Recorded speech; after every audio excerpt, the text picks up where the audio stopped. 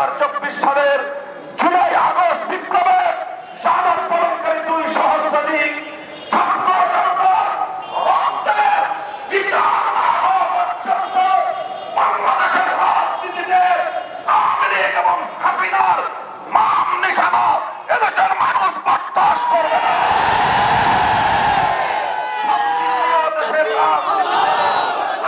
থাকবার জন্য আমি বারণ করব, খবরদারে আগুন নিয়ে খেলবেন না।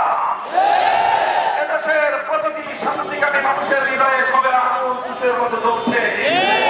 সারা দুনিয়ার মানুষ প্রেডিকশন করেছিল খুনি হাসিনার যেদিনই পতন হবে সেদিন লক্ষ লক্ষ আওয়ামী জালেমদের লাশ বাংলার মাটিতে পড়বে। এটাই ছিল সকল মিডিয়া এবং দেশি আন্তর্জাতিক পর্যবেক্ষকদের পূর্ব ধারণা।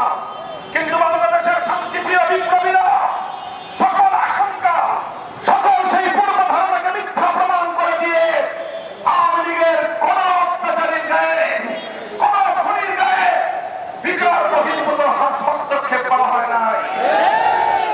তারা এখন সেই সুযোগ পেয়ে আবার এই বাংলার মাটিতে শহীদের রক্তের দাগ মুছে যাওয়ার পূর্বেই রাজনীতি করবার দিবসত্ব দেখছে।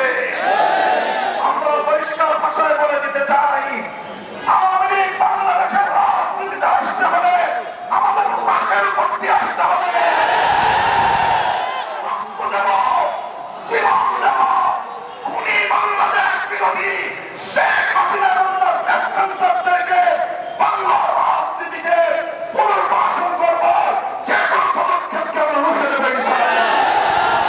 শেখ হাসিনা সহ তার সকল খুনি মন্ত্রী পরিষদের সদস্য এবং প্রশাসনের শীর্ষ কর্মকর্তাদেরকে সহ সকল খুনিদেরকে বিচারের আওতায় এনে অনতিবিলম্বে কার্যকর করবার জন্য দাবি জানাচ্ছি।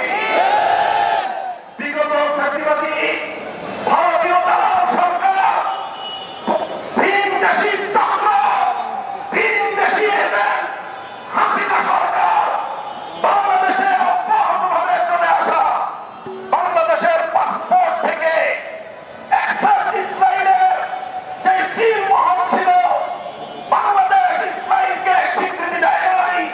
তার যে জাতীয় পাসপোর্টে, ন্যাশনাল পাসপোর্টে তার যে স্মৃতিচিহ্ন ছিল, শেখ হাসিনা ভারতের নির্দেশে সেই চিহ্নটুকু মুছে ফেলে ইসরায়েলের প্রতি নতজানু এবং নমনীয় নীতি গ্রহণ করা শুরু করেছে।